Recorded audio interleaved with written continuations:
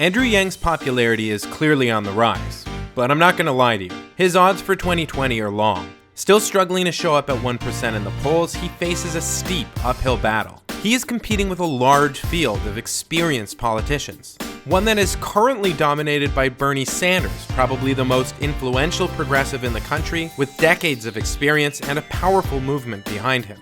And were he somehow able to beat Sanders, to become president, Yang would have to topple Trump, an incumbent president running on a fairly strong economy and backed by an astoundingly loyal following. Facing all this, Andrew Yang has few assets in his arsenal. He's not a career politician or a famous billionaire. He doesn't have the name recognition, the donors, the staff, or the popular movement required to become president.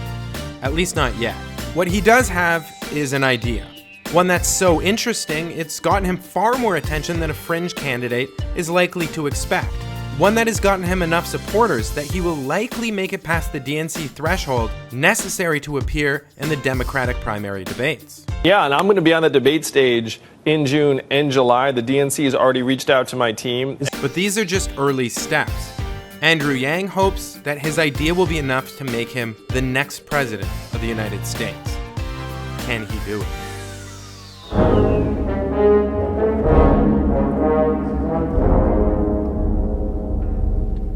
Andrew Yang's platform includes support for Medicare for All and changing our measures for determining the health of the economy. We need to get healthcare off the backs of businesses and families and move towards a single-payer system.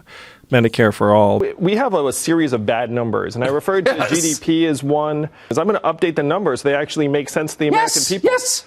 So we can know what's going on. Otherwise, we can't make wise decisions. Yeah, right now, again, and you know this, our life expectancy has declined for the last 3 years, first time in 100 years because of a surge in suicides and drug overdoses. How can you say an economy is healthy when our people are dying? It makes no sense. I literally couldn't. I don't even know what you think on the other issues, and I just. But the focus of his campaign is what he calls the freedom dividend. It's his own spin on a universal basic income. The idea is simple: to give every American over the age of 18, regardless of income and without any kind of work requirement or means test, $1,000 per month.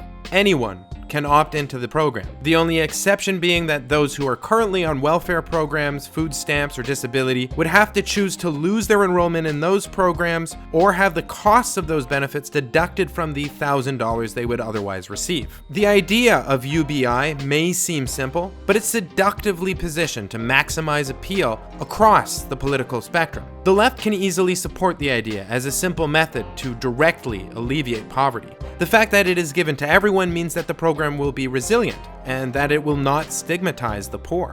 But it's also hard to challenge for the right. UBI does not really expand the size of government. It has no risk of creating a bloated public bureaucracy. The payout is lower than a full-time job at minimum wage. And unlike many other government assistance programs, there is no disincentive for those enrolled to work. So UBI is unlikely to create so-called welfare queens. UBI is also not a form of socialism, as Yang has argued. UBI is capitalism where income does not start at zero. Yang has also answered the dreaded "how will you pay for it" question. Partly the funding will come from the $500 to $600 billion we already spend on welfare and other poverty alleviation programs, the ones whose recipients would lose the costs of those benefits from their $1,000 per month. Yang also expects to generate about the same amount from new revenue driven by economic growth as a result of instituting the program. He got the figure of $500 to $600 billion based on the Roosevelt Institute's numbers, which suggests that the program would grow the economy by $2.5 trillion. Yang expects to tax $500 to $600 billion from that. Next, Yang expects that the program will cut $100 to $200 billion in government spending on issues like healthcare, incarceration, and homelessness services, as some studies have suggested that poverty is a major driver of crime and illness, both physical and mental. I think we can all agree that studies aren't necessary to show that poverty is also a major driver of homelessness.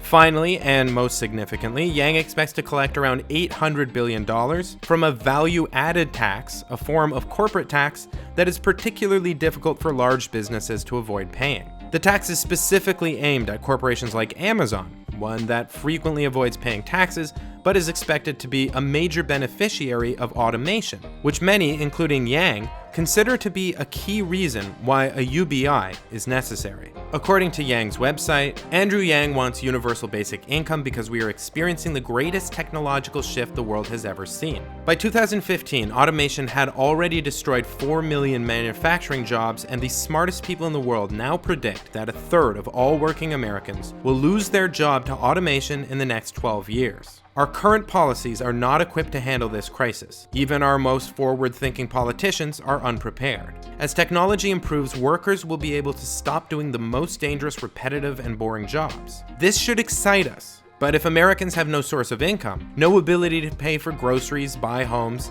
save for education, or start families with confidence, then the future could be very dark. Our labor participation rate is now only 62.7%, lower than it has been in decades, with 1 out of 5 working-age men currently out of the workforce. This will get much worse as self-driving cars and other technologies come online. UBI is often tied to automation and embraced by the likes of Mark Zuckerberg and Elon Musk, but the idea is by no means new. The idea has gone by many different names over the years: basic income, guaranteed income, negative income tax, mincome, and unconditional free money. But it's been advocated for as far back as the 1960s by the likes of Martin Luther King and Richard Nixon. The idea has in fact been tested in a variety of ways throughout the world. Alaskans began receiving about 10% of total petroleum revenues in 1976 through the Alaska Permanent Fund dividend. Finland did a pilot test of UBI with about 2,000 unemployed citizens. A city in Manitoba, Canada gave its 8,000 residents a minimum income in the mid-1970s. The city of Stockton, California is currently giving residents $500 per month. Several experiments have been conducted throughout the developing world, and there are plenty of other examples I haven't listed here. So far, the signals are generally positive. The Finnish test group self-reported higher levels of health and happiness. Although partly because of how the government muddled the parameters of the experiment, the pilot test did not indicate a statistically significant increase in employment for those on UBI compared to other government assistance programs. The more substantial but older Manitoba test indicated that basic income could completely eliminate poverty without creating a work disincentive. Several experiments found reductions in hospitalizations and crime. On the whole, I think it's reasonable to expect that UBI would alleviate poverty, increase happiness, reduce crime, create better health outcomes, and be, at worst, neutral when it comes to employment rates.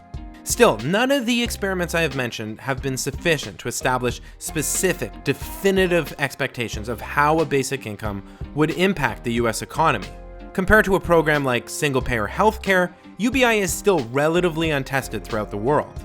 So it seems reasonable to me to pick away a bit at the figures Andrew Yang gives for how he's going to pay for the program through increased economic activity and decreased healthcare and incarceration.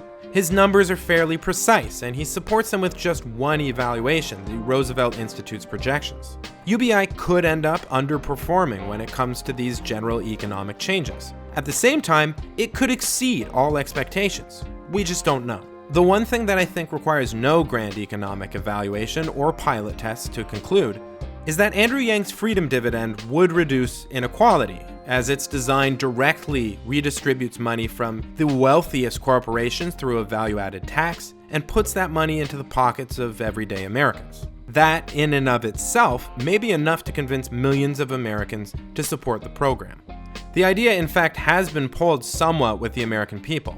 A Data for Progress poll from the summer of 2018 found UBI to have net positive support among people of color and the white working class. Support for the program was shown to be high amongst young people and quite low amongst older people, for an overall net support of -2% overall. A poll from the fall of 2017, conducted by Northeastern University and Gallup, with about double the sample size, found similar results with a net support of -4%. However, the support was a solid 65% amongst Democrats. It should be noted, of course, that these polls were done before Andrew Yang began advocating for the idea in the media, independent and establishment, progressive and conservative.